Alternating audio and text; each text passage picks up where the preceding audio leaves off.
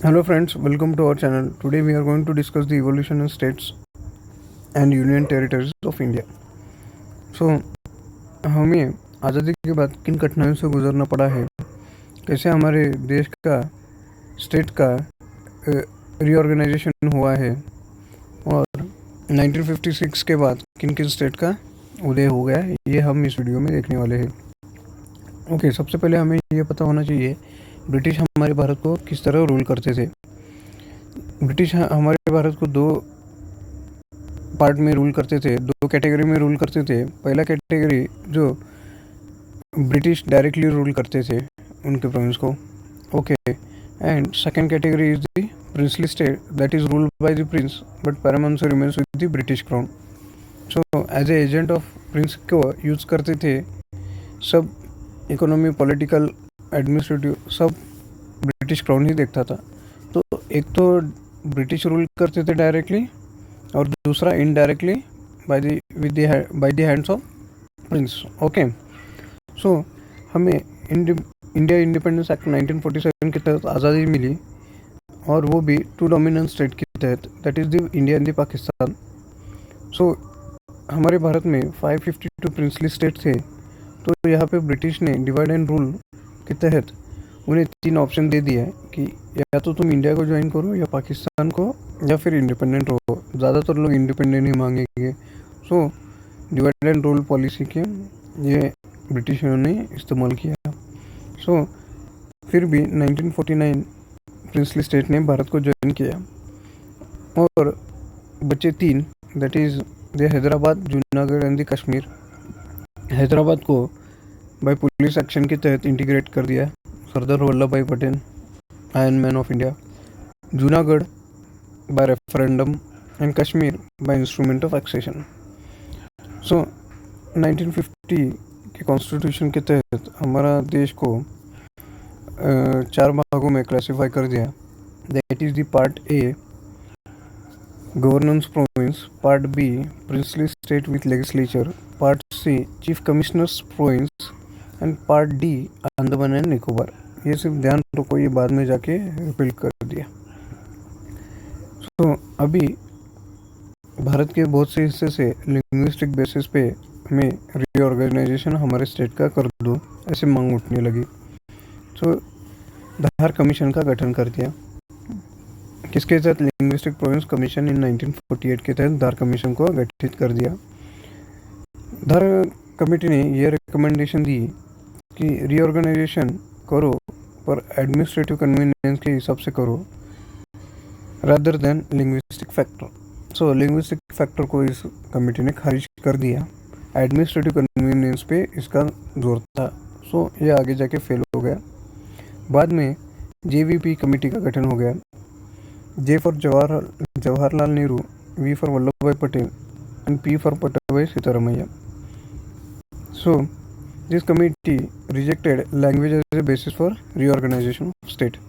भाषा के आधार पर किसी का स्टेट का गठन नहीं होना चाहिए, ऐसे इस कमेटी ने बोल दिया। इसके बोलने के बावजूद भी 1953 में गवर्नमेंट ऑफ इंडिया पे इतना प्रेशर आ गया कि उन्होंने फर्स्ट लिंग्विस्टिक स्टेट का गठन कर दिया, that is the Andhra, by separating Telugu from Madras state because of the agitation of the Potti Sri Ramulu. Okay, तो 56 डेज का हंटर स्ट्राइक और इसमें इनकी मौत हो गई। सो ये गवर्नमेंट पे इतना प्रेशर डाल दिया कि उन्होंने first linguistic state that is the Andhra, that is the Telugu speaking people, Madras से सेपरेट होके फर्स्ट लिंग्विस्टिक स्टेट बना। उसके बाद में बाकी अन्य हिस्सों से बहुत से डिमांड और प्रेशर बढ़ने लगा कि हमें भी लिंग्विस्टिक बेसिस पे हमारा स्टेट का गठन कीजिए। तो फजल अली कमीशन का गठन कर दिया। 3 मेंबर्स कमेटी थी, चेयरमैन फजल अली थे, KM पानीकर और HN कुंजरू इसके मेंबर थे। So this committee recommend that language as a basis of reorganization of state but rejected the theory of one language one state। एक भाषा एक राज्य का गठन इस कमीशन ने मंजूर नहीं किया क्योंकि unity of India is the most important part in this. अगर हम एक राज्य एक भाषा पे आधार पे राज्य का गठित करते हैं तो ये इंडिया की सिक्योरिटी को हार्म होगा और स्टेट में भी ये खतरनाक साबित हो जाएगा।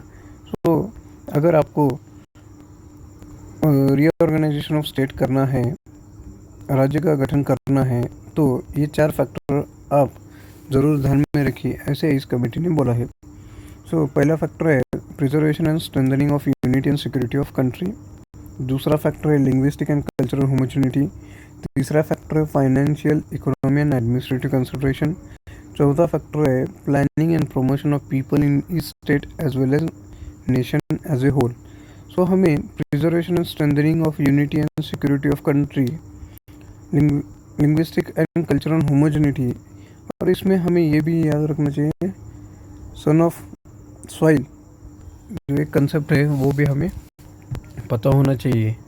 ओके, और इस कमेटी ने ये भी रिकमेंड दिया कि जो क्लासिफिकेशन जो part A B C D में बटा है वो भी खारिज कर दिया और ये डिमांड गवर्नमेंट ने एक्सेप्ट कर दी और इसके तहत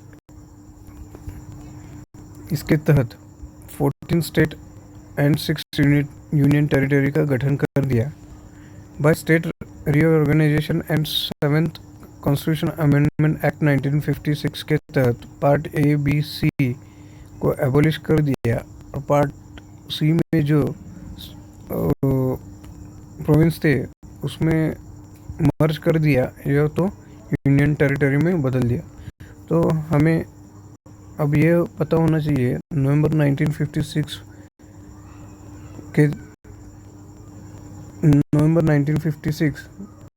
में हमारे पास 14 स्टेट और 6 यूनियन टेरिटरीज थे। बाद में 1956 के बाद क्या हुआ देखो। 1956 में महाराष्ट्र और गुजरात, उसके बाद में 15 स्टेट बना, जो कि 15 स्टेट बना 1956 में महाराष्ट्र और गुजरात का रीऑर्गेनाइजेशन हो गया और ये 15 स्टेट बना और लिंग्विस्टिक बेसिस पर आंध्र बन गया। Okay, Dadra Nagar Haveli Portuguese rule करते थे टिल 1954। बाद में पीपल का एडमिनिस्ट्रेशन आ गया 1961 टिल 1961। उसके बाद में 10th कॉन्स्टिट्यूशन अमेंडमेंट एक्ट 1961 के तहत उसको यूनियन टेरिटरी में तब्दील कर दिया। Goa, Daman and Diu by police action in 1961। Puducherry French के पास था टिल 1962, उसको 14th कॉन्स्टिट्यूशन अमेंडमेंट एक्ट की तरह मर्ज कर दिया। बाद में हरियाणा, चंडीगढ़, हिमाचल प्रदेश, मणिपुर, त्रिपुरा, मेघालय, सिक्किम, मिजोरम, अरुणाचल प्रदेश, गोवा, छत्तीसगढ़, उत्तराखंड, झारखंड को गठित हो गए। ये सब स्टेट 1956 के बाद में गठित हो गए। ये थी पूरी कहानी। Thank you.